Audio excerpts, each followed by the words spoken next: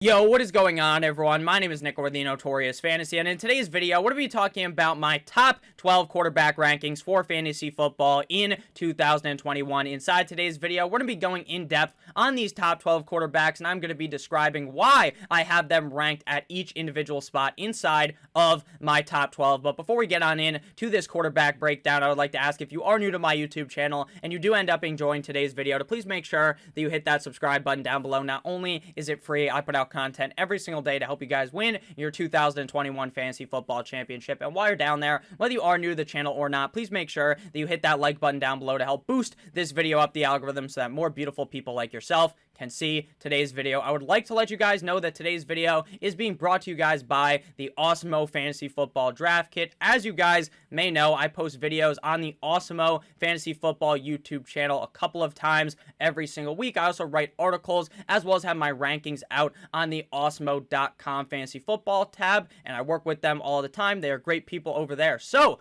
our Awesemo Fantasy Football Draft Kit is now available for season-long and best ball fantasy leagues. The same projections, tools, and analysis that we use for NFL DFS go into this package, which includes our Draft Wingman, which to me is the biggest selling point of the Draft Kit. The Draft Wingman is going to help you guys really dominate your 2021 fantasy football drafts by assisting you throughout the drafts, giving you guys the best players to be picking at each position as you go through the draft. Best ball rankings, as well as a stacking guide, trade value chart, and much, much more. You'll also receive up to $35 of credit for Underdog and FFPC leagues. You can get this package for 33% off when you use promo code Awesemo Draft Kit. I'll type that out in the description as well as in the pinned comment, so you guys can click the link, type in Awesemo Draft Kit to get that promo code to get this for less than $10 for everything we have to offer for season long and best ball league. So make sure you guys go ahead and check that out. So without further ado, let's get on into the video. Now, basically, everyone and their mother has Patrick Mahomes ranked as the #1 overall quarterback, and I agree because of the immense amount of safety that Patrick Mahomes brings when it comes to fantasy football. The odds that Patrick Mahomes finishes outside of the top 5 at the quarterback position is basically zero unless he was to get hurt or Travis Kelce and Tyreek Hill both get hurt in the same season and are out for the whole year. Knock on wood. Obviously, we don't root for injuries. I highly doubt that is going to happen, and that would mean that Patrick Mahomes is one of the safest quarterbacks in fantasy football. He has a team that is just such an offensive power. This is a team that is going to take defenses out back behind Denny's and give them the business. Patrick Mahomes is going to destroy yet again in fantasy football, and it is a very, very safe bet. Last year, playing in 15 games, finished as the quarterback 4 in 4-point per passing touchdown leagues and the quarterback number 3 in 6-point per passing touchdown leagues, averaging 25 4-point per passing touchdown points per game and 30 6-point per passing touchdown points per game. From a points per game perspective, he was the quarterback 3 in 4-point and the quarterback number 2 in 6-point per passing touchdown leagues. Doing this all, throwing the ball for 38 total touchdowns, ranking 4th at quarterback with just 6 INTs, throwing the ball 589 times, 39.3 per game, ranking 5th at quarterback, 4,737 passing yards, 315.8 per game, ranking 2nd at quarterback. This is a guy that everyone knows is probably going to be the #1 quarterback going in a lot of your guys' drafts. Don't even be surprised if Patrick Mahomes comes off the board in the first round in your drafts. He is going to be the first quarterback off the board basically every single time, and everyone knows exactly why. Like I said at the beginning of when I started explaining Patrick Mahomes, this guy is just the definition of safety. They should put him on the front of boxes of condoms because everyone knows how safe Patrick Mahomes is going to be year in and year out, and there is really no way to project Patrick Mahomes to have some type of all-time career fall off at this point in his career. I believe Patrick Mahomes will finish as the #1 overall quarterback.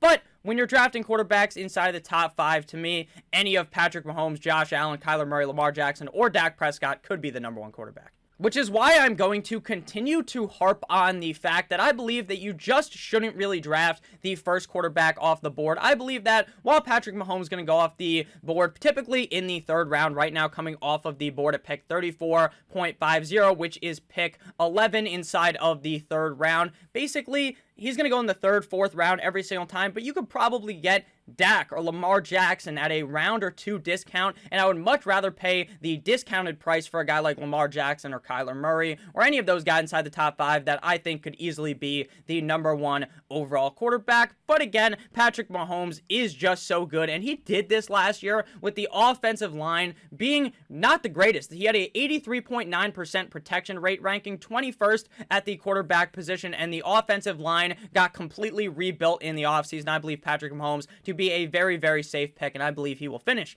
as the quarterback number 1 in fantasy football. At number 2, we have Josh Allen of the Buffalo Bills, currently coming off the board as the quarterback number 2 at the 502, the 5th round, pick 2 in the draft, overall pick 50. So, look at this. Josh Allen, pick 50.4 of average draft position, and we see Pat Mahomes pick 34.50, which goes to completely prove my point that you should probably just wait a round or two and wait to get a Josh Allen, a Kyler Murray, because then now you can have a better, say, running back in the 3rd round or a better wide receiver, and then in the 5th round, when things start to dwindle at the running back position, when maybe you don't like the wide receivers, then boom, then you can insert a Josh Allen into your lineup. To me, it just makes a lot more sense. Josh Allen last year in 16 games was the QB1 in 4-point per passing touchdown leagues and the quarterback 2 in 6-point, averaging 24.7 4-point per passing touchdown points per game and 29.3 6-point per passing touchdown points per game. From points per game perspective, he was the quarterback 4 in 4-point per passing touchdown leagues and the quarterback 4 in 6-point per passing touchdown leagues. While Patrick Mahomes has some rushing upside, Josh Allen's rushing upside is definitely much higher. Josh Allen last year ran the ball 102 times, 4th highest at the quarterback position for 420 rush yards, 7th at the quarterback position, and 8 total touchdowns, 3rd highest at the quarterback position. Josh Allen is always going to vulture the running backs there in Buffalo. He probably is the best running back on the Buffalo Bills, and he plays the quarterback position, but he also can heave the football deep down the field. Last year, he threw the ball 572 times, 35.8 per game, ranking 6th at the quarterback position, 4,546 passing yards, 284.1 per game, ranking 5th at quarterback for 37 passing touchdowns, 5th at quarterback to just 10 INTs. Patrick Mahomes and Josh Allen basically have the exact same argument as to why they could finish as the quarterback number 1 in fantasy football and as to why they are drafted so highly inside of drafts. It is because both of these guys are on the most high-powered offenses in the NFL with weapons around them that are going to help them flourish. With Stephon Diggs being added into Josh Allen's Buffalo Bills offense, it took Josh Allen to that next level, and I believe he will continue to do that in 2021. Josh Allen, yet again, another very safe bet to be drafting inside of the early rounds of your draft. At quarterback 3, we have the short king himself, Kyler Murray of the Arizona Cardinals, currently coming off the board at the 506, quarterback number 3 off the board, pick 53.90. Typically in drafts, if you guys have watched a lot of my mock drafts or if you've done your own drafts, you will notice that typically Pat Mahomes comes off the board, and then there's about a round or two lull until the next quarterback comes off the board, and then after that, typically, it is a firing range like that Black Ops 1 map where there's just fucking gunfire back and forth of people just in a row selecting quarterbacks. I'm talking about Josh Allen comes off the board, then someone picks Kyler Murray, then Lamar Jackson, then Dak Prescott, typically going like a 12 pick range, which is very typical of drafts because people get very nervous once they realize that they may not get that top 5 quarterback, and they panic and they reach up and grab that quarterback. Kyler Murray of the Arizona Cardinals last year in 16 games finished as the quarterback number 3 in 4-point per passing touchdown leagues, quarterback 6 in 6-point per passing touchdown leagues, averaging 23.7 4-point per passing touchdown points per game, 26.9 6-point per passing touchdown points per game, meaning from points per game perspective, he was quarterback 6 in 4-point and quarterback number 8 in 6-point per passing touchdown leagues. While we just talked about Josh Allen's rushing upside, Kyler Murray's rushing upside is closer to Lamar Jackson than it is to Josh Allen because Kyler Murray is going to rush a lot more on a season basis as well as be able to get more rushing yards because he's more built like a guy that is a speedster. Josh Allen is built like this big old man, whereas Kyler Murray's like 5'9". He probably needs to step on a stool to go brush his teeth in the morning. Despite me not knowing how Kyler Murray sees over the offensive line, he had 133 carries last season, ranking third at the quarterback position for 819 rushing yards, ranking second at quarterback for 11 rushing touchdowns, second at the running back position. If you guys watch my videos for some time, you guys will know that I really talk about how heavily this Arizona Cardinals like to run the ball inside of the red zone. They run the ball a lot, and Kyler Murray is going to be a big proponent of scoring those rushing touchdowns in the red zone. So I like Kyler Murray a lot this year for his rushing upside, but he also has some very nice passing upside. 558 passing attempts, 34.9 per game, ranking 7th at the quarterback position for 3,971 passing yards, 248.2 per game, ranking 13th at the quarterback position, 20 passing touchdowns, and 12th at the quarterback position. So all of these guys, kind of like I said at the beginning of the video, are so close in my head. If you were to tell me in the comments that you have Kyler Murray ranked as the number 2 quarterback over Josh Allen, I'm not going to have an argument with you. If you say Dak Prescott is the number 2 overall quarterback in fantasy football, I'm not going to have an argument with you because these guys are basically splitting hairs in my opinion. There are some pros to others that are cons to others. For instance, Kyler Murray has that pro of being a super elite rusher, right? He's very good at running the football. Patrick Mahomes, on the other hand, not going to run the ball as much, but he's going to be able to toss the pigskin potentially for 5,000 yards or throw 50 touchdowns or something like that. But they are still going to probably finish very close around each other at the end of the season when it comes to points. At number 4, we have Lamar Jackson, quarterback of the Baltimore Ravens, everyone's favorite running back.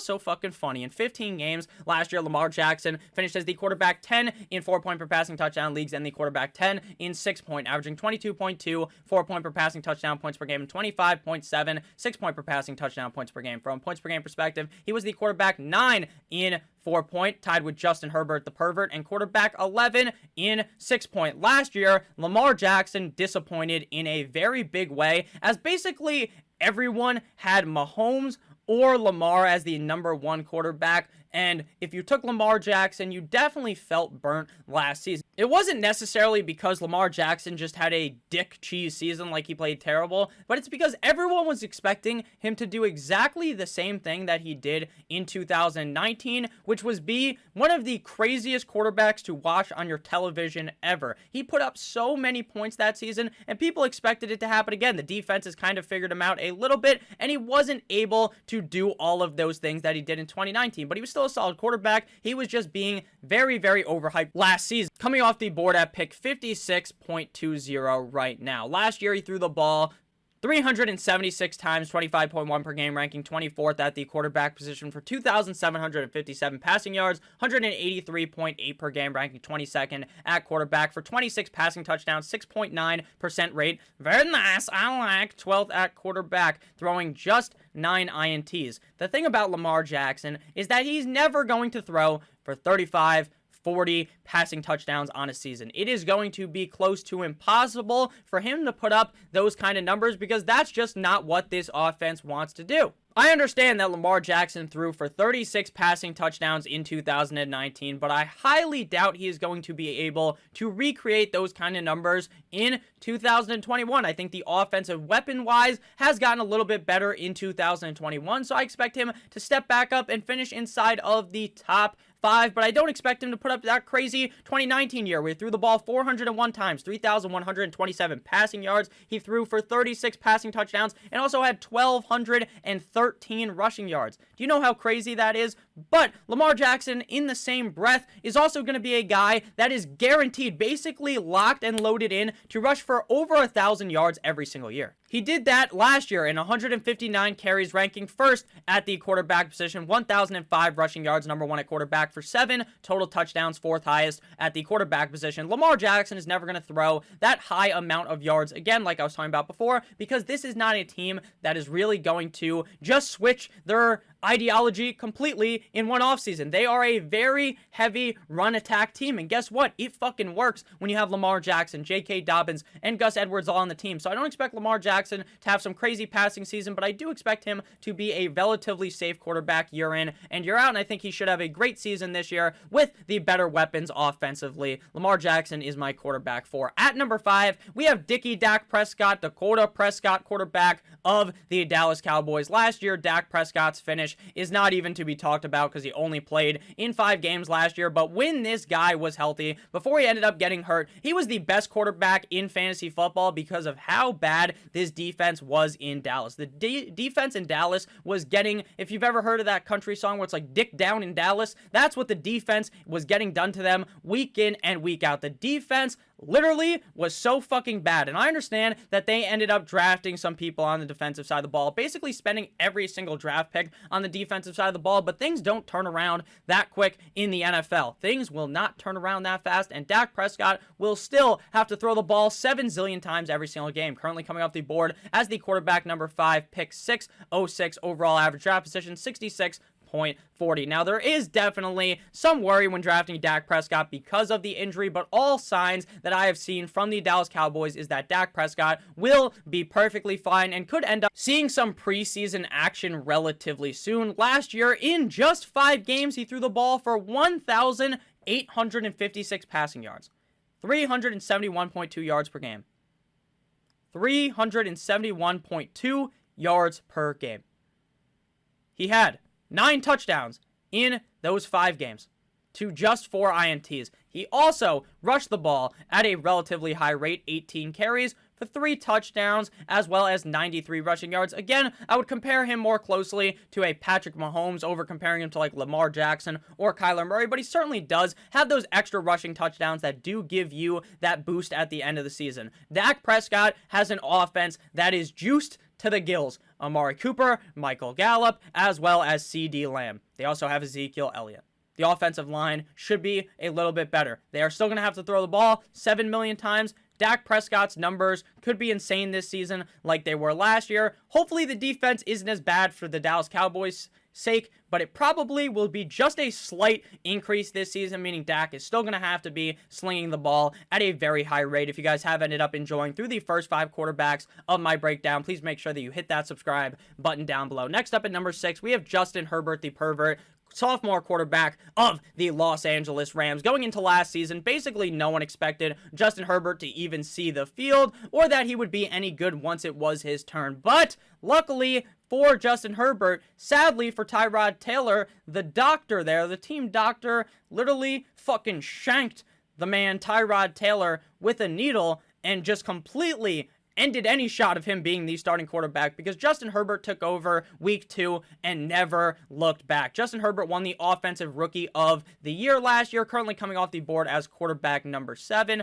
pick 7.09 overall, pick 81.40 right now based upon current average draft position. Last year, Justin Herbert, the pervert, finished as the quarterback 9 in 4-point and 9 in 6-point per passing touchdown leagues, averaging 22.2 4-point per passing touchdown points per game, 26.3 6-point per passing touchdown points per game. And from a points per game perspective, he was the quarterback 9, tied with Lamar Jackson in 4-point, and the quarterback number 9 in 6-point per passing touchdown points per game. Now, what do I expect to be different for Justin Herbert this year? I expect the offense to look a lot better because their head coach isn't a certified dumbass like Anthony Lynn. I expect that if Austin Eckler is able to stay healthy, that Justin Herbert's upside definitely increases, and I just expect this team to be very good overall, especially if the defense is able to stay healthy, and I expect Justin Herbert to take that sophomore leap and look a lot better in his 2021 campaign. Throwing the ball 595 times last year, 39.7 per game, ranking 4th at the quarterback position, 4,336 passing yards,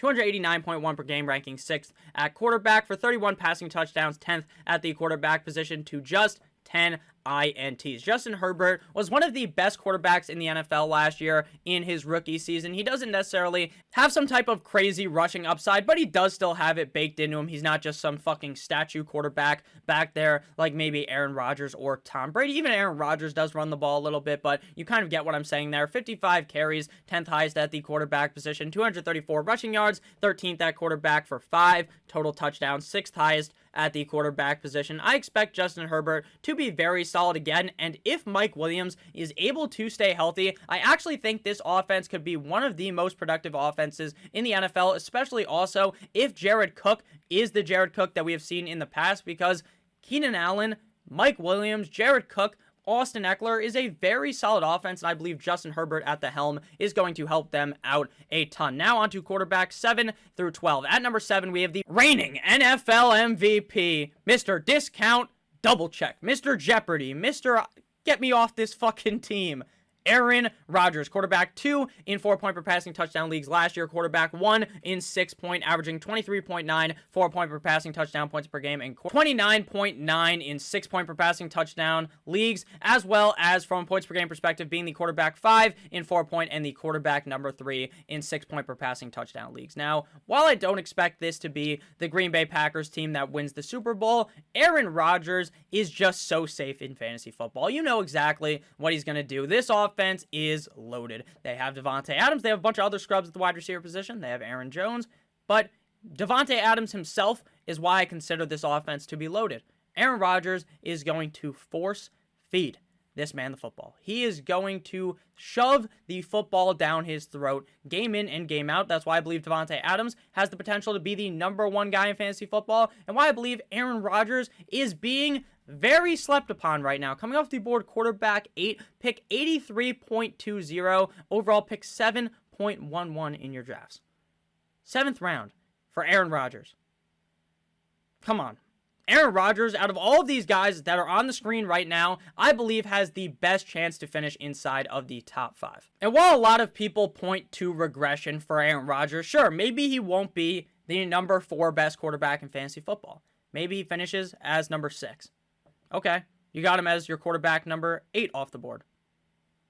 Sounds pretty good to me, right? Sounds pretty good to me. Last year in 2020, 525 passing attempts, 4,292 passing yards, 70.7% completion percentage, 149 rushing yards as well, throwing 48 passing touchdowns to just 5 interceptions. There's a reason why this guy won the MVP last year. There's a reason why he's going to contend to be the MVP again, because this guy is one of the best quarterbacks on earth. Aaron Rodgers doesn't have much rushing upside, but it doesn't matter when you have a quarterback that can easily throw for 50 touchdowns any given year, could easily throw for 5,000 passing yards. That is very hard to find in fantasy football, and it is even more hard to find at quarterback number 8 off the board, so I will be buying heavily into Aaron Rodgers this season. At number 8, we have a quarterback that in reality I don't really know how to feel about, but a lot of people seem to really like this guy. Russell Wilson, quarterback of the Seattle Seahawks. ADP right now, pick 74.7, pick 7.03 in the draft, quarterback number 6 off of the board. Russell Wilson last season finished as the quarterback 6 in 4-point per passing touchdown leagues and the quarterback 4 in 6-point per passing touchdown leagues, averaging 22.5 4-point per passing touchdown points per game and 27.5 6-point per passing touchdown points per game, meaning from a points per game perspective, he was the quarterback 8 in 4-point and the quarterback number 6 in 4-point. Russell Wilson is on a team that I believe is going to try to run the ball a lot more in 2021. Now, does that mean that Russell Wilson can't be a top 10 quarterback? Definitely not, but it does definitely temper my expectations a little bit. Despite Russell Wilson going in there, cooking up a 5-star meal behind the offensive line and looking very, very good last season, when giving the opportunity to throw the ball, they refuse to continue to let him do that. Pete Carroll wants to run the football. Russell Wilson has these excellent targets on the team. Tyler Lockett, DK Metcalf, very, very good NFL wide receivers, but Pete Carroll, again, fails to let Russell Wilson actually do what Russell Wilson is there to do. So, while I think Russell Wilson is a great quarterback, I'm going to temper my expectations this year due to the fact that I believe this is going to try to become a more run-heavy team. I think Russ will still be able to finish inside of the top 10 because they do throw the ball enough to do that, but I do still really much not believe in drafting DK Metcalf as a top 5 wide receiver, top 10 wide receiver, where he is going right now. Last season, in 16 games, Russell Wilson threw the ball 558 times for 4,212 passing yards, a 66.8% completion percentage, 513 rushing yards, and 40 passing touchdowns on the season. So Russell Wilson had a very solid year, just 13 INTs. I expect him to be just about all right next season. Nothing special, but he is my quarterback number 8. At number 9, we have another quarterback that I am actually very excited about here, and that is Matthew Stafford, quarterback of the Los Angeles Rams. Last year in Detroit, playing in 16 games, finished as the quarterback 16 in 4-point and the quarterback 15 in 6-point, averaging 16.3 4-point per passing touchdown points per game and 19.5 6-point per passing touchdown points per game, meaning from a points per game perspective, Matthew Stafford was the QB 23 in 4-point and the quarterback 21 in 6-point per passing touchdown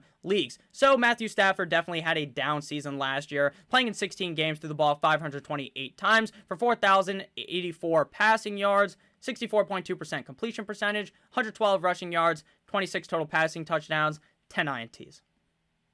Not great, right? But now he's moving from Detroit, where Kenny Golladay was hurt, so he really didn't have that true number one wide receiver. Now he's on the Rams with Sean McVay, with Robert Woods, with Cooper Kupp, with Tyler Higbee. Sounds pretty good to me. Sounds pretty good to me, right? This sounds like an offense that's going to be scoring a lot of points. The more points they score, the more points Matthew Stafford could score. I love Matthew Stafford this season. He's one of my favorite late-round targets right now at the quarterback position. He's currently coming off the board as quarterback 13. Quarterback 13. He's not even in the top 12.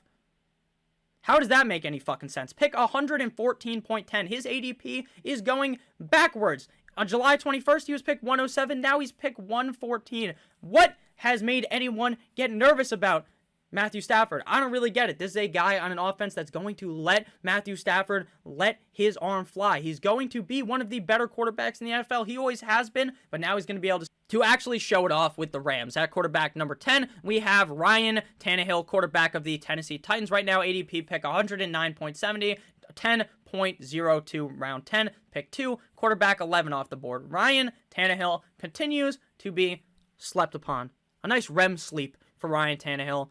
33 passing touchdowns last year, just 7 INTs in 16 games. Finished as the quarterback 7 and 4 point, quarterback 8 and 6 point. Averaging 21.5 4-point per passing touchdown points per game and 25.6 6-point passing touchdown points per game. From points per game perspective, he was quarterback 11 and 4 point and quarterback 12 in 6 point. They just brought in Julio fucking Jones. That's right. Julio fucking Jones. I include the fucking in the middle of there because of how great Julio is and how much he keeps being disrespected.